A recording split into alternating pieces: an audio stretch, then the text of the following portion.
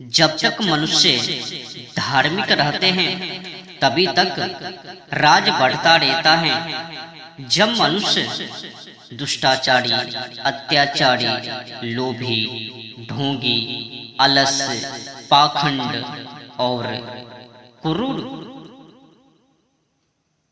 बुद्धिहीन, चरित्रहीन और अंधविश्वासी हो जाता है, तब राष्ट्र नष्ट भ्रष्ट हो जाता है।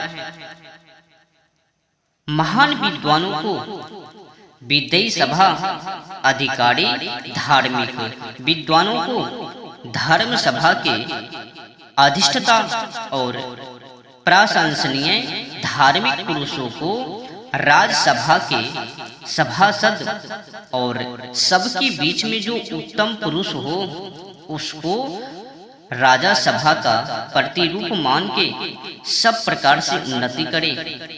तीनों सभाओं की सम्मति से राजनीति के उत्तम नियम और नियमों के अधीन सब लोग बढ़ते। दंडो ही विज्ञान ने प्राणयते, दंड विवेक सम्मत होना चाहिए। राजा हो, प्रजा हो, गरीब हो, अमीर हो, सभी के लिए कानून एक समान हो, तभी प्रजा और राजा की भलाई, उन्नति, यश, कीर्ति और लाभ होवे। प्रजा और राजा की भलाई तभी हो पावे जब सभी के लिए एक समान कानून होवे। राजा समाजों में ऐसा कोई व्यवस्था न करवे जिसमें कि केवल अमीरों की ही उन्नति होवे और गरीबों की दमन।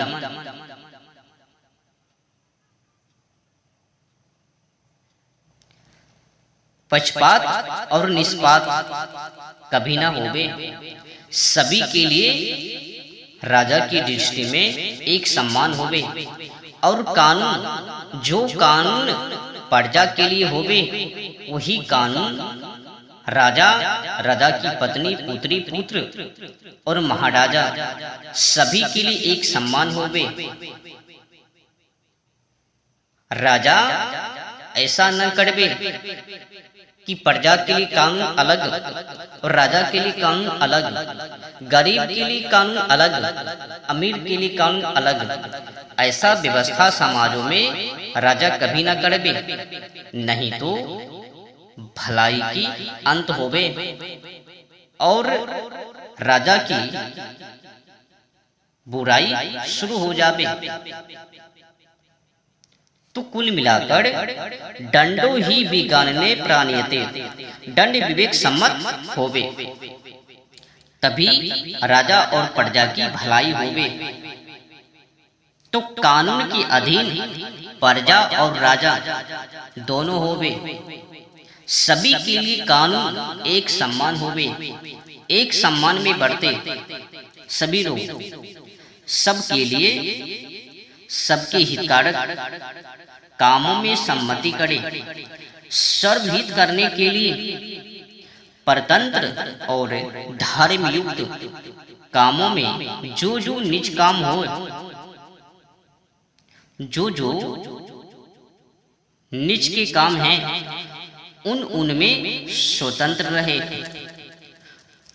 वह सभे राजा इंद्र विद्युत के तुल्य शीघ्र ईश्वर करता, वायु की समान सबकी प्राणवत प्रिय और हृदय की बात जानने हारा यम, पक्षपात रही न्यायाधीश की समान बरतने वाला, सूर्य के समान न्याय, धर्म विद्या का प्रशासक, अंधकार अर्थात अविद्या अन्याय का निरोधक, अग्नि की सम्मान दुष्टों को भस्म करने हारा, वरुण अर्थात बांधने वाले के सदृश दुष्टों को अनेक प्रकार से बांधने वाला, चंद्र की तुल्य श्रेष्ठ पुरुषों को अन्नदाता, धनक्षय के समान कोषों का पूर्ण करने वाला सभापति होवे। जो सूर्यवर्ग प्रतापी, सबकी बाह्य और भीतर मानव को अपने तेज से तपाने हाड़ा, जिसको पृथ्वी में कड़कड़ी दृष्टि से देखने को कोई भी समर्थ न हो, और जो अपने प्रभाव से अग्नि, सूर्य, वायु, सोम, धर्म प्रकाशक, धनवर्धक, दुष्टों का बंधन करता, बड़े ऐश्वर्य वाला होवे, वही सभा अध्यक्ष सभेश होवे। दंडः शासित प्रजा सर्वः दंडः एवाभिरक्षति। दंडः सुप्तेषु जागर्ति दंडं धर्मं विदुर्बुधः। समीक्षा साधृतः सम्यक् सर्वः रंजयति प्रजाः। असमीक्षः प्राणितस्तु विनश्यति सर्वतः। जो दंड है वही पुरुष राजा, वही न्याय का प्रचार करता और सबका शासन करता, वही चार वर्ण और चार आश्रमों के धर्म का प्रतिभू अर्थात जामीन है। वही प्रजा का शासन करता, सब प्रजा का रक्षक, सोते हुए प्रजास्थ मनुष्य में जागता है। इसीलिए बुद्धिमान लोग दंड ही को धर्म कहते हैं। जो दंड अच्छे प्रकार विचार से धारण किया जाए तो वह सब प्रजा को आनंदित कर देता है, और जो बिना विचारे चलाया जाए तो वह सब ओर से प्रजा का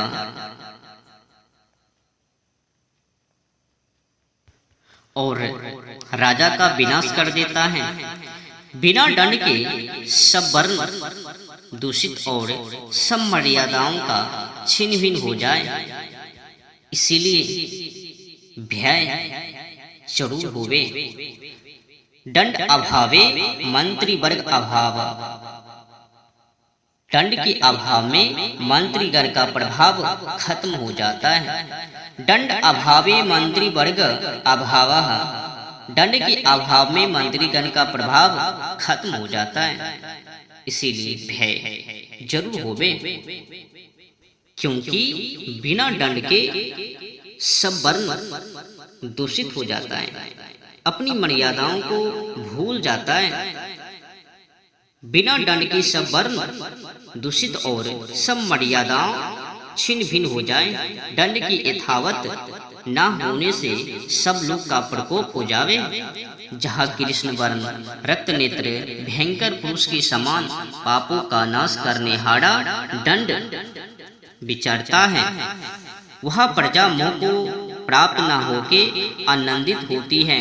परंतु जो दंड का चलाने वाला पक्षपात रहित विद्वान हो, तो जो उस दंड का चलाने वाला सत्यवादी विचार के करने हाड़ा बुद्धिमान धर्म अर्थ और काम की सिद्धि करने में पंडित राजा है, उसी को उस राजा दंड का चलाने हाड़ा विद्वान लोग कहते हैं। जो दंड को अच्छे प्रकार राजा चलाता है वह धर्म अर्थ और काम की सिद्धि से बढ़ता है, और जो विषय में लंपट टेढ़ा इससे करने हाड़ा शूद्र नीच बुद्धि न्यायाधीश राजा होता है, वह दंड से ही मारा जाता है। जब दंड बड़ा तेजोमय है, उसको अविद्वान अधर्मात्मा धारण नहीं कर सकता, तब वह दंड धर्म से रहित कुटुंब सहित राजा ही का नाश कर देता है। क्योंकि जो अप्त पुरुषों के सहाय विद्या सुख शिक्षा से रहित विश्व में आसक्त मूढ़ है, तो वह न्याय से दंड को चलाने में समर्थ कभी ना हो सकता। और जो पवित्र आत्मा सत्याचार और सत्पुरुष का संगी यथावत नीति शास्त्र के अनुकूल चलने हाड़ा नीति शास्त्रानुगो राजा है। ऐसे तो राजा को नीति शास्त्र के अनुसार चलना चाहिए। नीति शास्त्रानुगो है। तो कुल मिलाकर नीति शास्त्र के अनुकूल चलने हारा श्रेष्ठ पुरुषों के सहाय से युक्त बुद्धिमान है, वही न्याय रूपी दंड को चलाने में समर्थ होता है। इसीलिए सेनापत्यम च राज्यम च दंडनेतृत्वमेव च सर्वलोकाधिपत्यम च